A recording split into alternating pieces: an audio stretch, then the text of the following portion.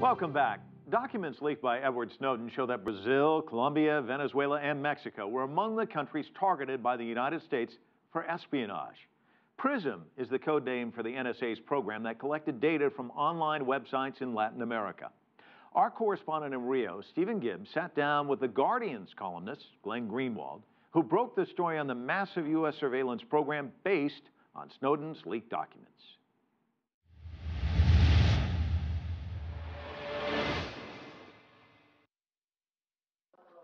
He's the reporter who carries in his backpack the secrets of America's most wanted man. Glenn Greenwald is described as a traitor by some and a champion of free information by others. We met in a Rio hotel. He'd spoken on the phone to Edward Snowden shortly before we sat down. He's doing remarkably well. He's been very consistent behaviorally and emotionally from the very first moment that I met with him. He's just a person who's very at peace with the choice that he made, is never exuded any fear or remorse or regret of any kind. And even after what he's been through the last 2+ weeks of having his fate be so completely uncertain, he seems there's just an equanimity to his state of mind. While Edward Snowden decides his future, Greenwald is working through the thousands of classified intelligence files the former NSA employee downloaded.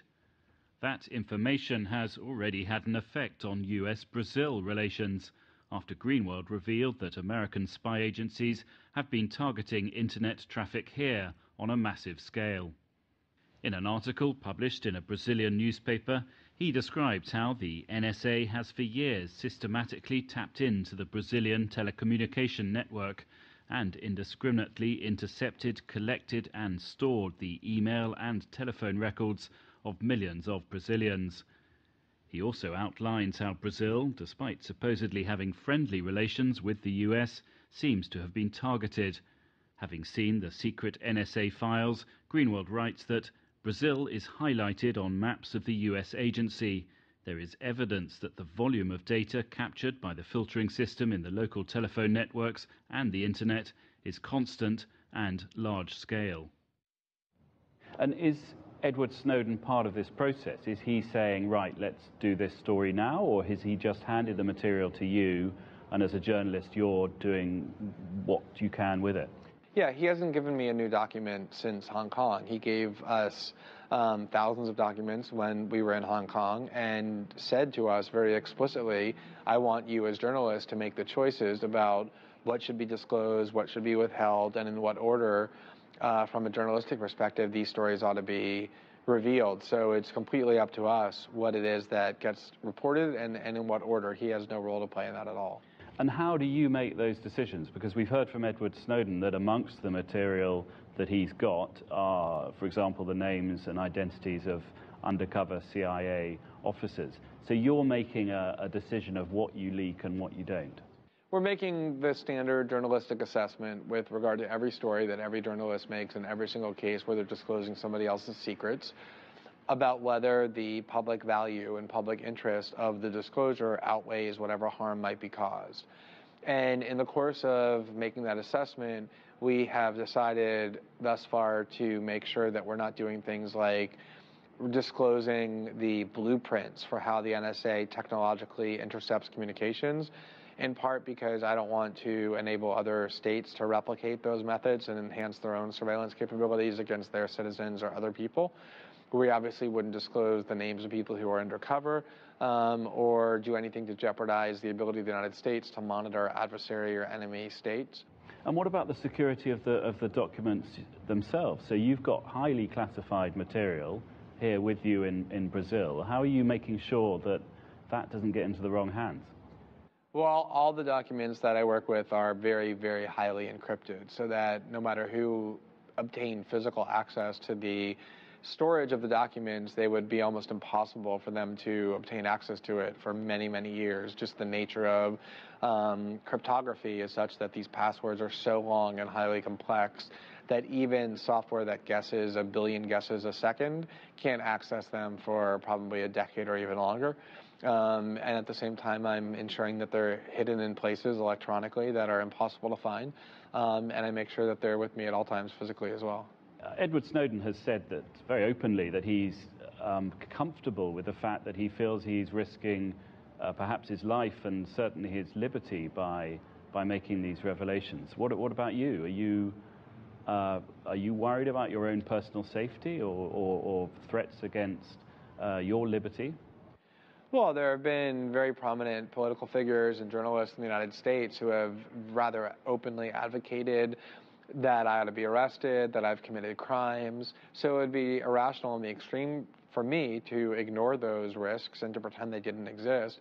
At the same time, I know that I have the right to engage in freedom of the press. It's a liberty protected by the very First Amendment of the Constitution of the country of which I'm a citizen.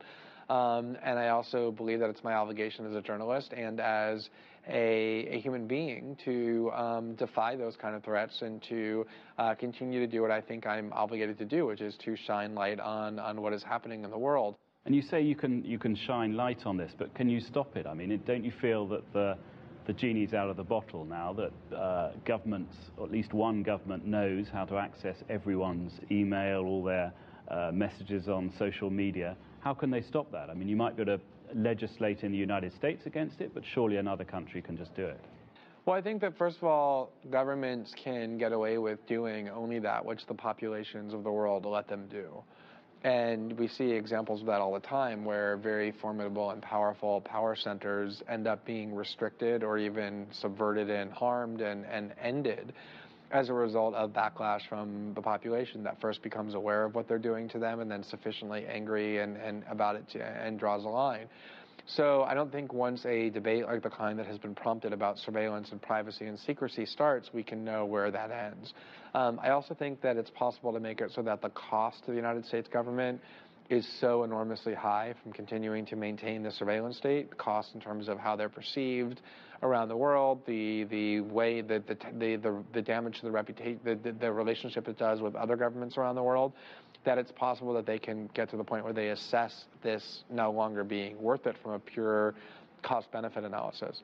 And then finally, I think the more people are aware of what the United States government is doing, the more it becomes possible to engage in defensive measures against it. So it's possible to start using better encryption, to avoid using companies that cooperate with the United States, to enable surveillance. There's all kinds of measures that private citizens can take as well to impede the ability of the United States to engage in the kind of surveillance that they're trying to engage in. What about the future of Edward Snowden? Let's assume he ends up in one of these countries that is currently offering him asylum. What's his future? Well, he'll continue to be the most wanted man on the planet by the world's most powerful state, so obviously his options will be limited in all sorts of ways. But I think what matters to him most is that by not being in an American prison and rendered incommunicado, which is absolutely what will happen to him, he can continue to participate in the debate that he started.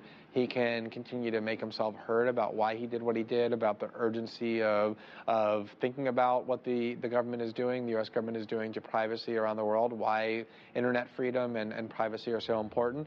And I think that's the thing that's most important to him. If he's confined to one country or two countries or continues to be wanted by the United States government, that's a risk he can definitely live with. And I think ultimately at the end of the day, it's certainly preferable to being in a small cage for the rest of his life in a maximum security prison in the United States, which is what would happen if he returned there. Whatever happens to his source, Glenn Greenwald says the hoard of information he now has will be producing many more stories in the weeks ahead. Thanks to Stephen Gibbs for that interview.